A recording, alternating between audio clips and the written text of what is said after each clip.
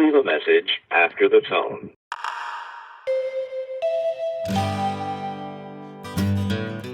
Hey, Mom.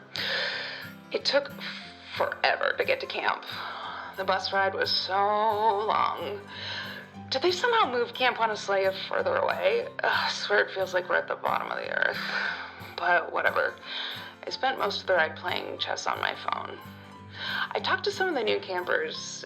They seem fine, I guess. Maybe a little distant. Honestly, Mom, this might be my last year as a camp counselor. I feel like I'm getting old. Oh, it's so cold this year. All ice and snow. This is not what I signed up for. Last year we had that monster outbreak, but at least the lake wasn't frozen over. Well, hoping it warms up. I gotta go now. I gotta meet the new camp counselor, Gary. That name sounds so ancient. It's like from the 80s. Oh, and I'm having really weird dreams. I'll tell you about that later. Anyway, love you. Call me. This is your daughter, Casey.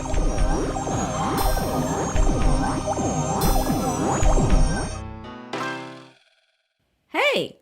Oh my gosh, you guys, welcome back. It's season 3. My name is Tuyet.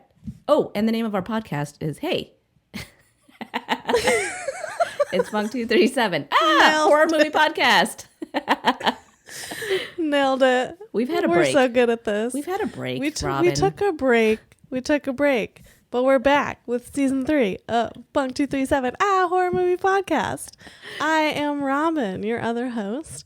And with us today is one of our favorite campers of all time, back for his 3rd appearance on, because it's season 3.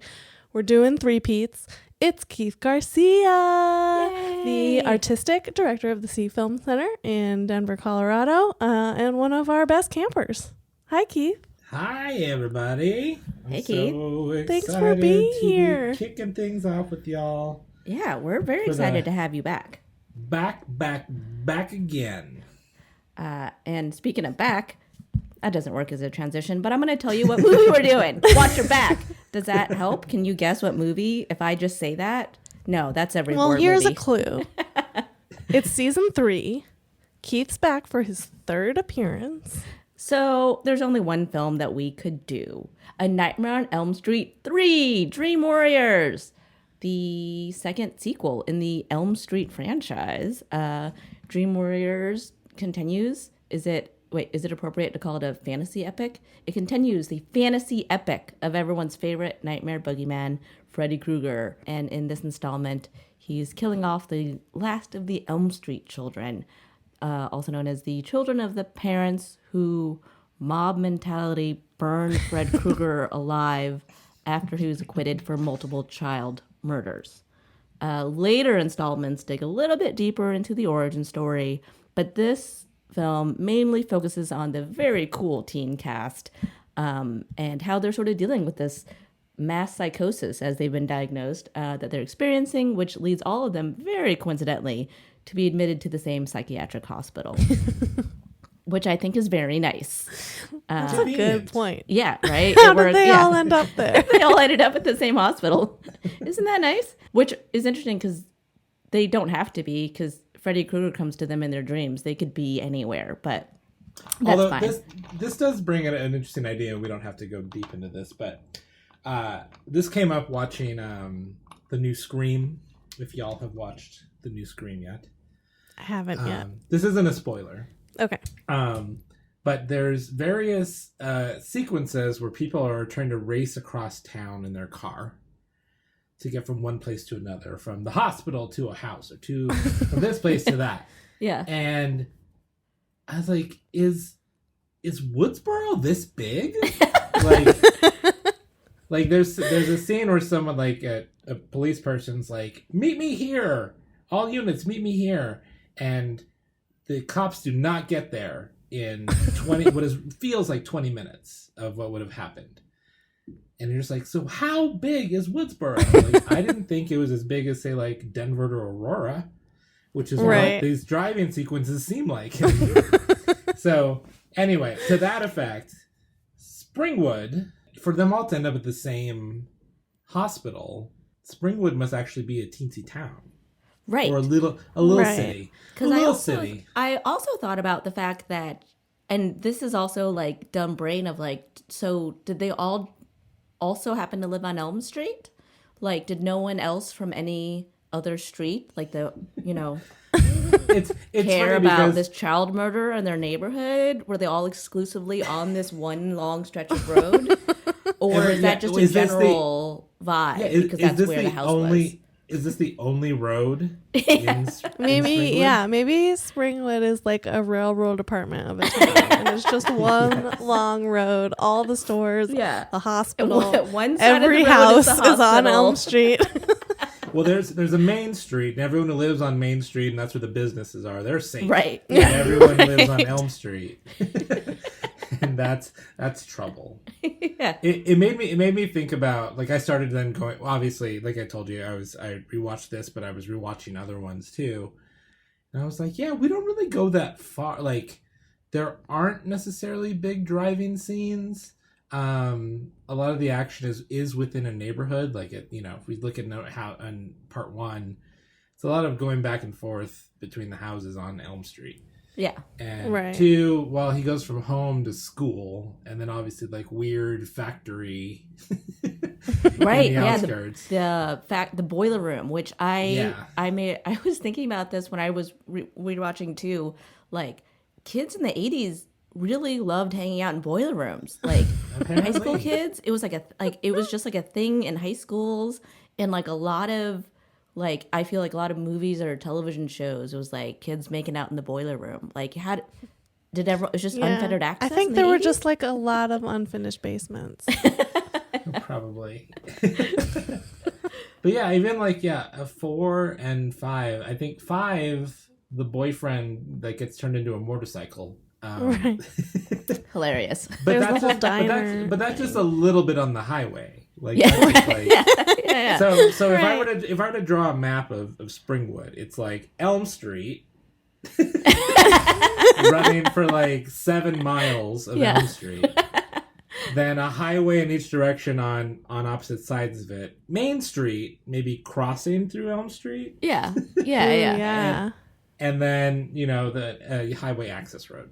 You know And that's what it. we should do is we should build a scale model of Springwood, Ohio. Out of the popsicles and My Yeah. first badge is the model building badge to Kristen Parker for her scale replica of Nancy Thompson's house, which, like, as someone that really likes miniatures, I was like, Yeah. that's a fucking great idea. Like, I should I just have do a that very- for fun. similar badge, the house that Freddie built badge. Not Which is- for New Line Cinema, Right, but yeah, that's a great- for, Great but reference. for the actual house. The thing that got me though was like, who has a dream and then gets up and builds the house from their dream? Nancy Thompson, that's who. Are you guys vivid dreamers? Like, do you guys remember your dreams? Sometimes. I am. I probably retain the memory of the dream for a couple of hours afterwards. Me too. For my whole life, I've always been a vivid dreamer, which I also think is why I was so drawn to this franchise and why it was so scary to me as a child. Sure, yeah. Yeah, it was, and which is interesting, Keith, that you say you're also like a similar kind of dreamer, as I think you and I are Freddy. We're Freddy girls. Robin's a Halloween girl. I don't remember the first Elm Street film that I watched, but I do remember it really having a hold on me as a kid. I also remember thinking how brilliant it was to sort of like come for people in their dreams, like just as a storyline, because like sleeping, you're so defenseless and vulnerable, and that's how, and I just, it's like, how can you not sleep? I thought this is the most smart movie ever. Well, and that's the thing is we never had this scale of like creativity in our slashers. Like, Right. Yeah. Nightmare on Elm Street was admittedly the only slasher to really go into these places. And I would say it's after Nightmare on Elm Street 3 and the success that it had that we started to see the copycat versions of this, the idea of like dreams, and two mixed results, of course. Yes. Obviously, yes. the very premise of Nightmare on Elm Street is golden, but by the time we get to part 3, it's it's expansive, and that's what really, I think, that was what was so interesting in the first one on that teensy budget, to be like still so scary and still going places. The dreams were just like everyone's regular house or whatever, and two, you know, got a little more money thrown at it, and even though that's a wild script and a departure from the original message of what was going on, they still were able to play with some thoughts on a bigger budget.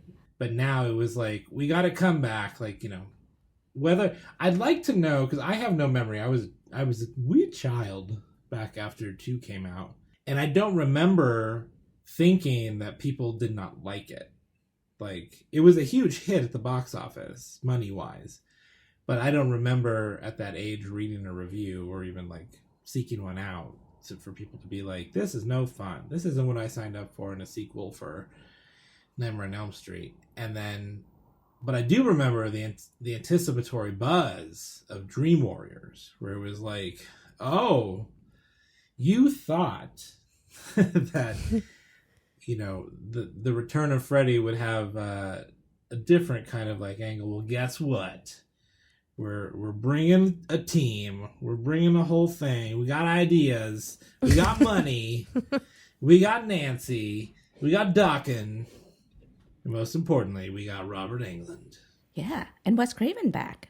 And Wes Craven. Yeah. And I think that is definitely what's so cool about Dream Warriors, you know, the return of all of those things. Because I felt like the second one to me was kind of an Amityville horror type ghost story, because it was like, oh, this kid's living in this house where bad stuff happened, and now he's possessed and haunted by it, you know? Dream Warriors was, I think, the beginning of the full realization of the Freddy Krueger that most people know. Like, the wisecracking, pun-loving, like, really sinister creep, you know? That's, like, his whole game is, like, psychological torture and, like, fucking with people. Mm-hmm. And I think, like, that, like, you see that, especially, like, the one-liners in this movie.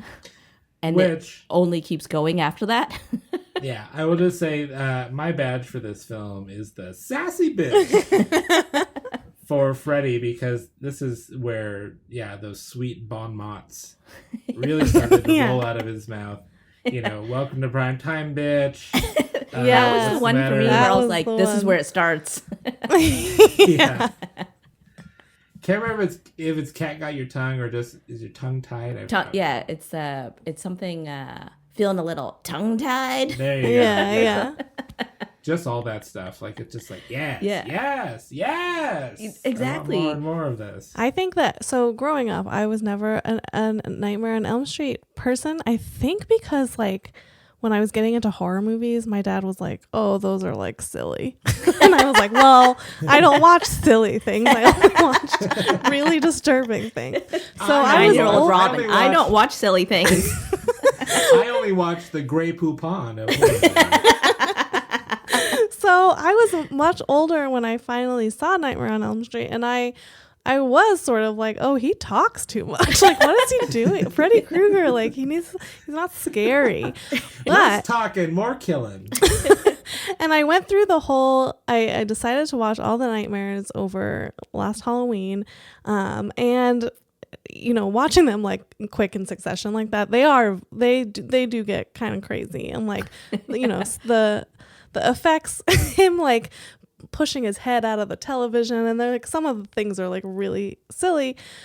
But this time around when I watched it, I don't know what kind of mood I was in, but I was much more focused on, like, the how, like, desperate and sad these kids are, and, like, they just want people to believe them. Yeah. And, like, it's like that whole thing of, like, adults don't believe me, and I'm gonna die, like, I'm literally gonna die, and we're dying because adults aren't believing me. I feel like every Nightmare on Elm Street, maybe save for the first one. I mean, the first one was what it is. Like, it is successful in its mission to start, you know, to be an original horror tale that we've never seen before, and set out kind of a little bit of lore.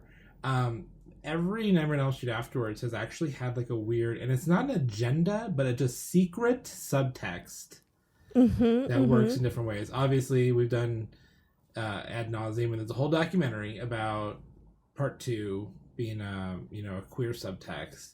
I'm really here for, and this is what I caught in the rewatch of Part 3 as an adult. This is very seriously about teenage suicide. Like, Yeah. they don't. Any other movie would sort of use suicide as an exploitative measure, but this is honestly like, no, y'all, we really got to think about kids when they are suicidal. Like, Yes. that maybe kids aren't killing themselves. Maybe someone's helping them. Yeah. by And just like you know. seeing kids and listening to kids and realizing that what they're feeling, what they're seeing, what they're hearing is valid on like a level that, you know, I back in that day, like it was like, Yeah. obviously they don't know as much as this like old bitch.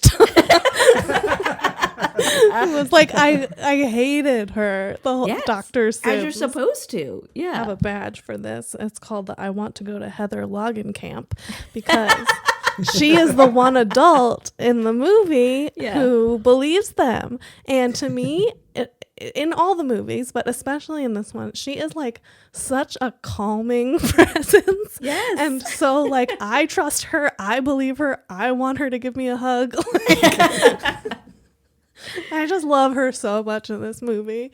Yeah, she's fantastic. I have a badge for her also, which I think you guys will appreciate. The Salon of the Bride of Frankenstein badge. Yes. To Nancy for her wispy gray streak that they gave her. It really works for her. I think so too. It But very I think much that did. represents that she's older, but that, you know, she's Nancy, but she's a little different and changed after, you know, her encounter with it. Like it's I like that she definitely just didn't dye it. She wore it as a literal badge of honor. Yeah. Yeah. Totally. I fucking survived, Freddy. Even though y'all thought I was dead because of the fake out Yes. ending. Because it seemed like I died in the first one. Also, I do. The timeline of Nightmare on Elm Street has always been kooky. Oh yeah. Yeah. This film came 1987. 87, I think. So it's only been 3 years since the first one. Nancy was a assumed senior in high Right. school, Right. and now 3 years later, she's gone through Medical enough school? yeah, to be a doctor. She's Nancy. Yeah. She can do anything. Totally. So Maybe the gray streak is from the stress of medical school. maybe, yeah, she Going might through have, she might have 4 years she of might have- college. Yeah, she might in have 1 Doogie year. Doogie Howsered her way into her residency. Yeah. I've also thought about the timeline of so the teens are like their parents are the ones that killed Fred Krueger. And so but then they were kids, and so to me I'm like do they not remember this? Like they have to be told that their parents did this. But Right. so at what point like did this happen in their youth, even younger years, that they somehow didn't remember that there was like They were this babies. child murderer And Nancy was 3. that whose house burned down on Also, Elm Street, how which many is parents, 3 like miles how long. many adults went and killed Fred Krueger? Like, Well, and let's look at this, because I do want to acknowledge our dream team here, our dream warriors. So we have, of course, Patricia Arquette as Kristen. What's her power? Gymnastics. Yeah. Um, But she also has the power she to also bring can other bring people people. Yes, in. she She has can. a little bit of a psychic ability, which is comes up in other films with other characters. Yeah, she's a dream snatcher. Yeah. She can- Ooh, dream she can snatcher. snatch you out of your sleep. Yeah. Then we have Ken Segoes as Kincaid, and he is sass and strength. Right. Yeah. When he bends that chair, he's like, and I love that that's Yeah. his dream power is just yeah. bending. His other things. power Yeah. is also Yeah. saying, "Let's go kick that motherfucker's ass all over Dreamland." He should also I get like a loved sassy it. bitch badge because he like Yeah. he Yeah. talked back like fantastic clapbacks to fucking Freddy. We got Rodney Eastman as Joey, our mute dream warrior who. Oh, his wet dream was his nightmare / dream. Yes. That was his But superpower. But when he Power. finally screams, Like, Well, yeah, that was right. emotional. that ultimately was his power. His Yeah. voice, Yeah, which yeah. is bottled up, was his power. Uh-huh. We have the wonderful Jennifer Rubin as Taryn. Oh, I have a badge for her. What's your badge? Oh yeah, what's your badge? My badge is the "In my dreams, I'm beautiful and bad" badge. I could not get over the way she delivered that line. It was amazing. It was great. I love her punk rock. In her dreams, she's a punk rocker. She's an 80s punk rocker. Yeah, she's wild. Funnily, on the poster behind you, Tuyet, her image in that is always a little like, understandably, I know the concept when the artist who did these posters, I think, was given a rough script and no actual visuals. Right. To like the movie was when he designed them, but I've always been like, you're close. Like, her hair wasn't silver white. Yeah. Right. Okay. Who else we got? We got Ira Hayden as Will, the Wizard Master. Oh, Wizard yeah. Master. I wanted love to the give him, Wizard of Master. course, the Dungeon Master badge, for trying to defeat Freddy through magic, which actually makes a lot of sense to me in that universe. But I think he and us, we all learned that when you die in Dungeons and Dragons, you also die in real life. It's true. The other teen victims didn't get to show off their Dream Warrior powers. Right. Poor Philip got puppeted out. Oh my God, that was the bell worst. tower. That was so disturbing. That was like that was the worst death for me, as far as like cringy, like when Freddy comes in and pulls out his veins and then like puppeteers him as a marionette, and he's like walking around. Oh, I could like, I don't, And they muscly vein things that they get pulled kept, out like- of you. Yeah. That was There were multiple shots of like the entry points on his like feet and his hands. oh yeah, totally. They really milked it. that was just like that. That's the kind of cinema when you watch it and I could feel it in my skin. I'm like, oh my God. And that's what's so weird about these movies. Because the shot before that, when his face appears in like claymation in the marionette puppet. Oh, yeah. And then he like cuts himself down. And then when he's like, you see like giant Freddy in the sky puppeteering him. I'm like, some of this is so silly. And then it goes from like so horrendous disturbing to like so silly. And it's like a little bit of a whiplash experience watching. See, I don't mind it as much because I feel like that's what my dreams are like sometimes. I have a badge for the special. The badge is the special AF FX. Nice. Love that. Because I really do enjoy the special effects in this movie. I mean, I do too. The Freddy like snake The Freddy Snake. monster that eats Kristen. That one's really good. And I mean, the puppeting thing too is terrifying. Yeah. The whole nightmare world they go into, the tongues that hold Joey to the bed. Yeah. Just everything in here is prime 80s practical effects. The one and that I and matte cannot screen. get out of my mind was the like the little holes in Taryn's arms, like the suckling, The track mark holes. Yeah. No, and they're mouthing to her. They're like mouthing. They're like. Oh yeah. Yeah, they're like thirsty. They're like, they're like suckling for the drugs. drugs. But probably like in a high pitched voice, like drugs.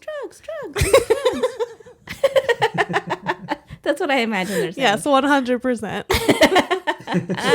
Oh man, this movie really did have everything though, because we have to talk about the ghost nun. I have a badge for her. Oh, Which Amanda is like, Kruger? oh, it was a ghost the whole time badge. Yes. It's like we get to the end of the movie. He's been speaking to this spooky nun who is basically there just to give a bunch of exposition, I guess, about Freddy Krueger. And then at the very end, he finds her grave in the cemetery. And it's like, oh, it was you all along or whatever. Yeah, Finds totally. out that was Freddy Krueger's mom. But then it's like, oh, she died many years ago. And we're just like, okay, Freddy Krueger is this like dead guy who kills people in dreams. And there are ghost nuns. And we're just accepting that. Yeah. That's I think that's the kitchen sink bag. Yeah. Yeah. There's a little extra. They just ghost. went for it. Yeah. The super duper natural. Yeah. Like, you know, it isn't just sneaking into people's dreams. It's also like your mom being like, oh shit. Yeah, totally. I guess it runs in the family.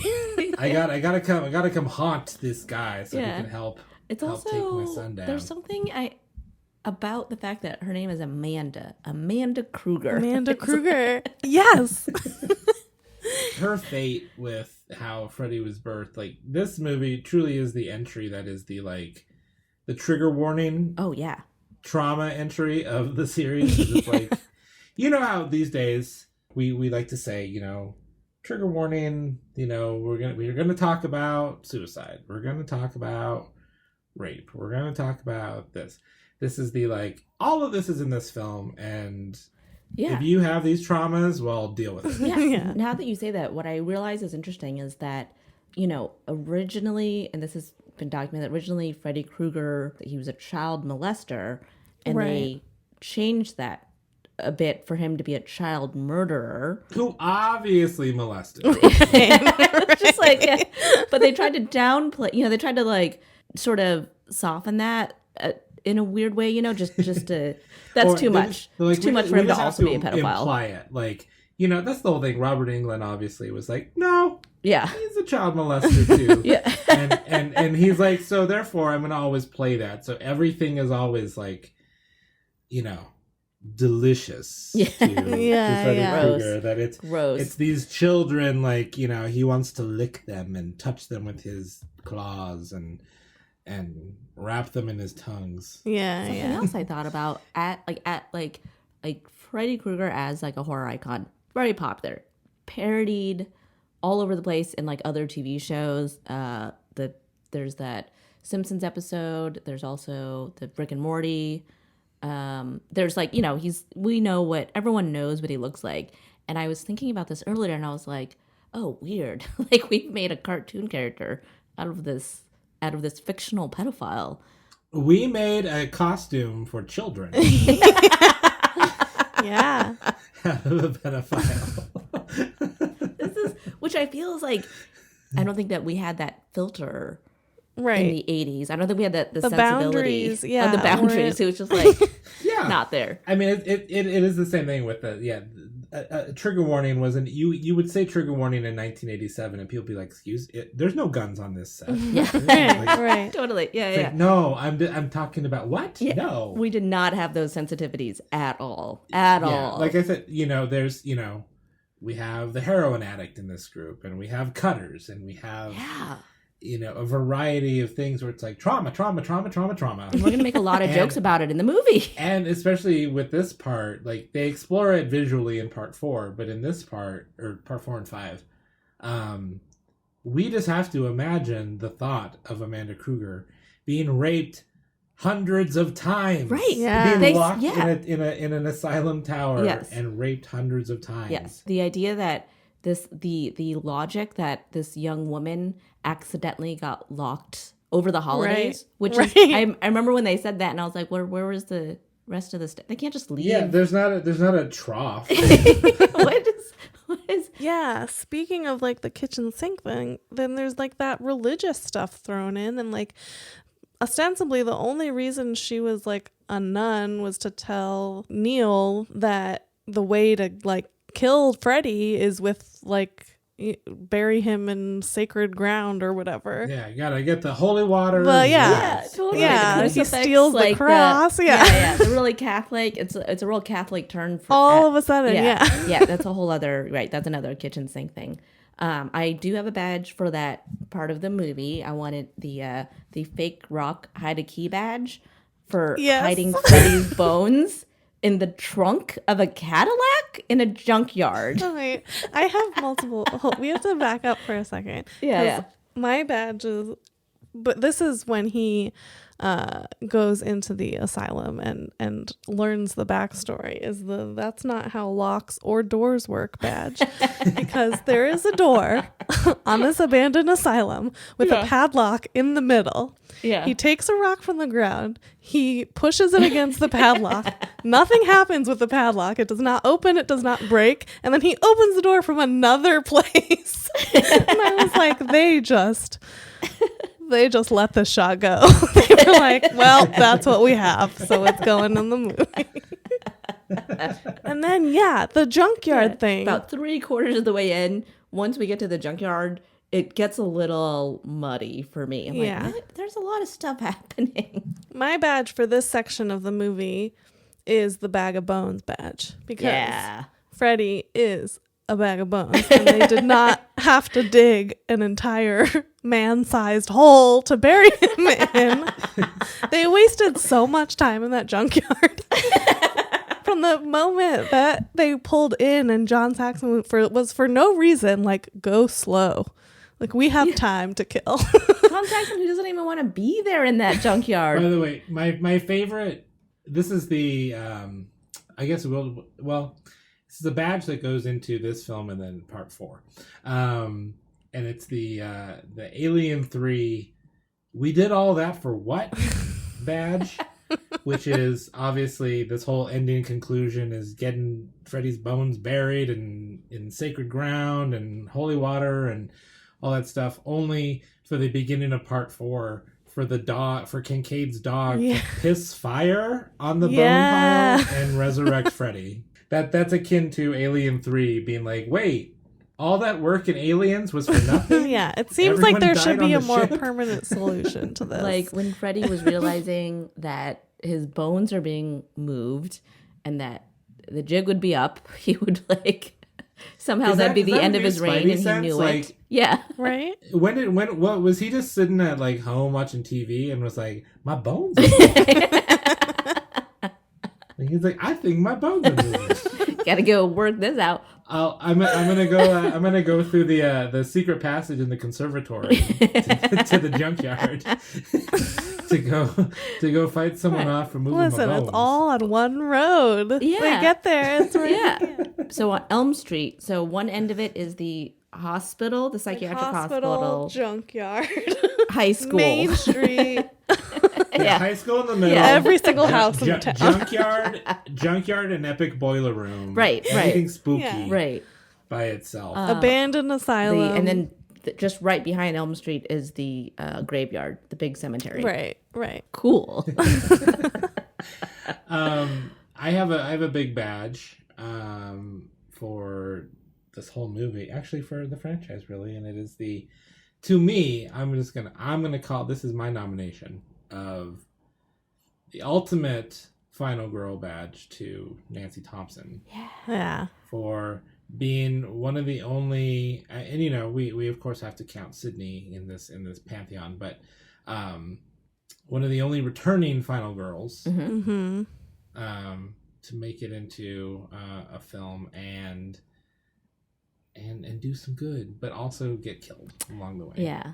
I forgot that she got killed I did too. Warriors. I did too, and I had watched it 4 months before. So it was a heartbreaking. Your heart was broken all over again. Because you forget because of New Nightmare, and it's yes, right, and it's and her being generally accepted and touted as in the big list of final girls.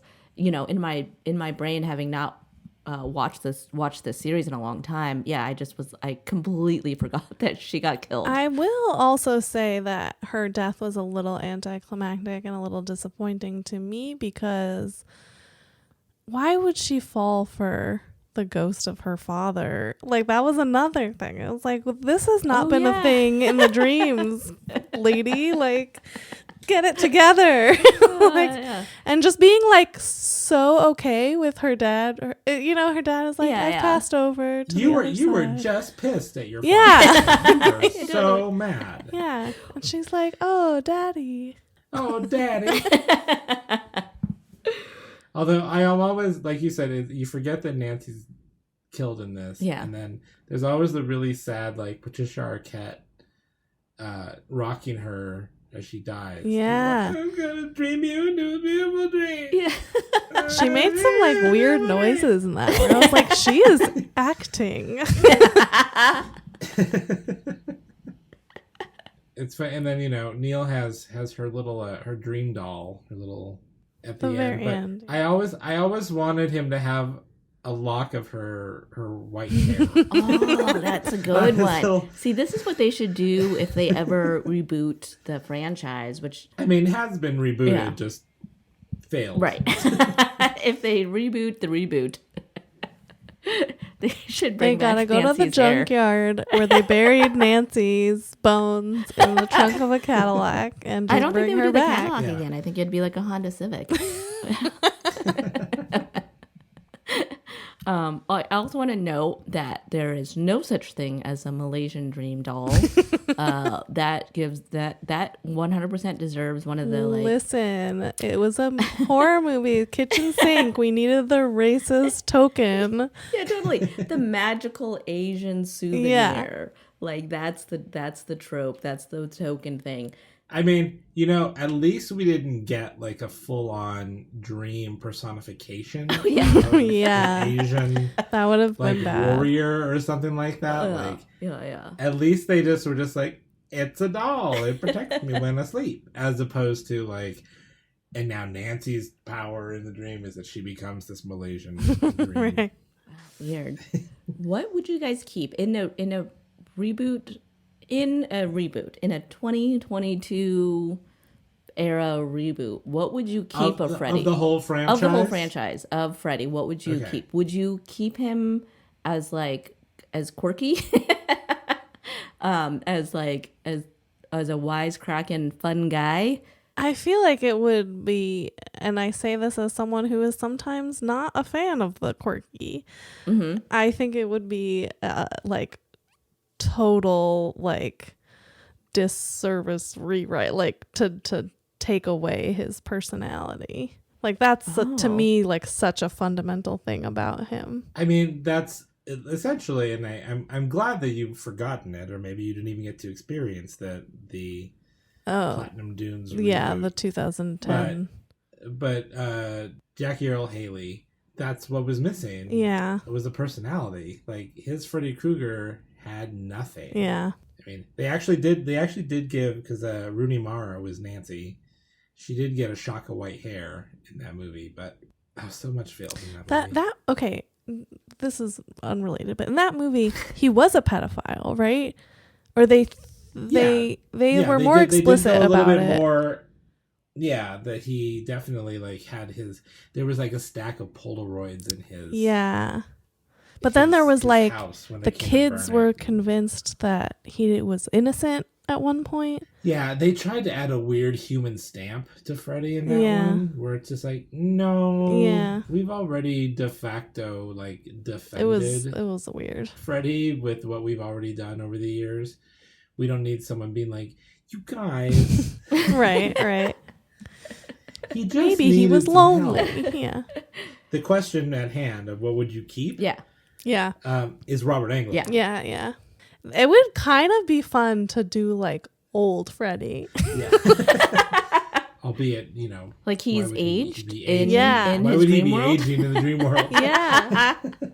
But there's like some supernatural explanation.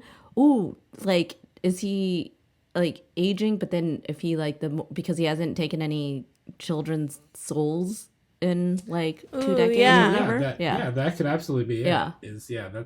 That's what you kids keep me so young. I would like to bring back Patricia Arquette. What we need a David Arquette, Patricia Arquette, Scream Nightmare crossover. Whoa, that's cool. Yeah, I mean. So I was gonna just give a big spoiler for Scream. I think people but yeah, most people know it, right? No. Okay. Well, not the new one. Never mind. Don't. Yeah. I won't say anything. Robin Robin, you said that with such concerning language. You're like, no. I don't know how, but I've successfully avoided. You have to watch the new Scream immediately after this. I know, but how? I'm not going to a theater. How am I supposed to watch it? That's fair. Okay. It'll be streaming very soon. Yeah. Just So as keep soon And as you I've can, Robin. avoided spoilers until now. We didn't say. I mean, yeah, it's fine.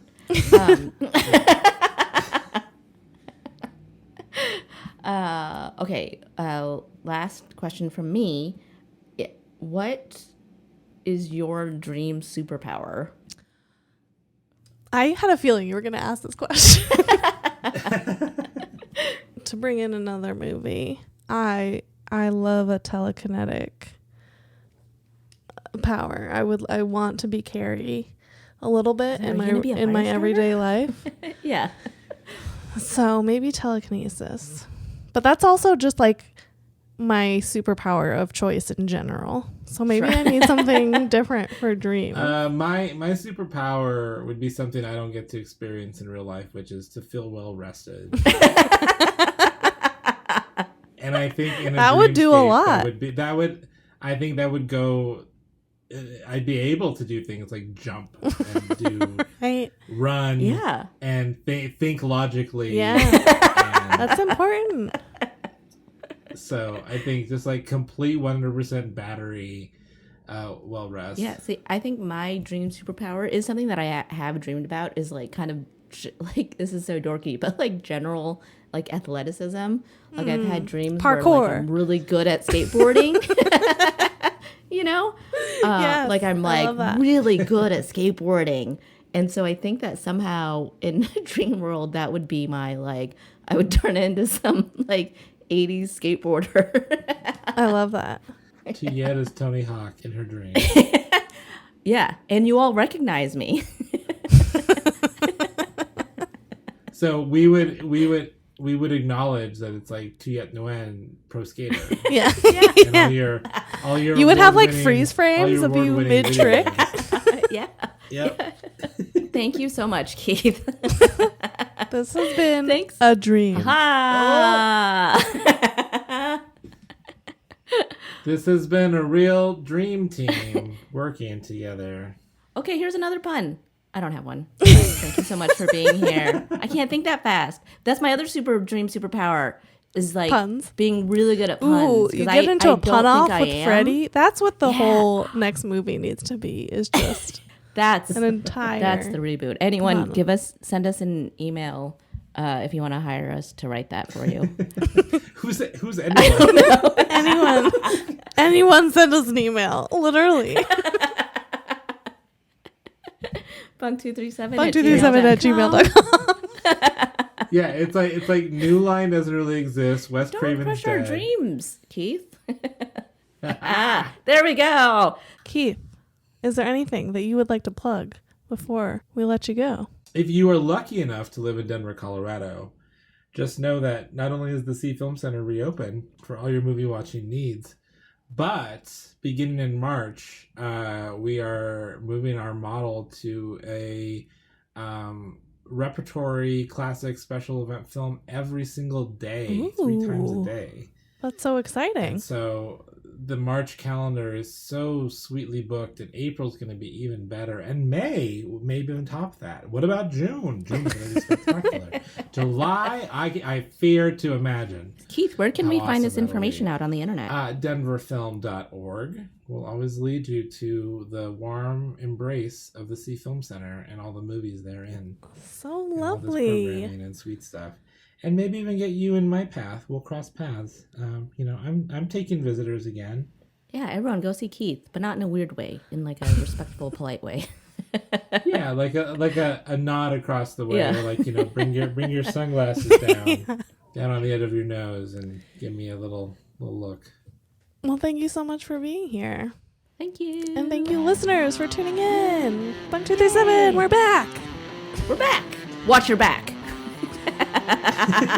Nailed it. Wash your back. Wash your back. Bunk 237, a horror movie podcast, stars Tubular Tuyet and Rude Boy Robin as the final girls of Bunk 237. Introducing Adrian Lobel, as Camp Counselor Casey Campbell. Theme music written and performed by Dan Zlotnick. You're listening to Peachy from the album The Fool, The Lovers, and The High Priestess by LA band Moonfuzz.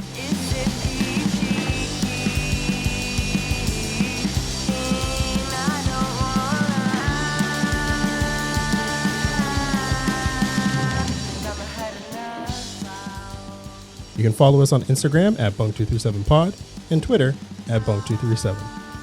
Please rate and review us on Apple Podcasts and subscribe wherever you listen to podcasts.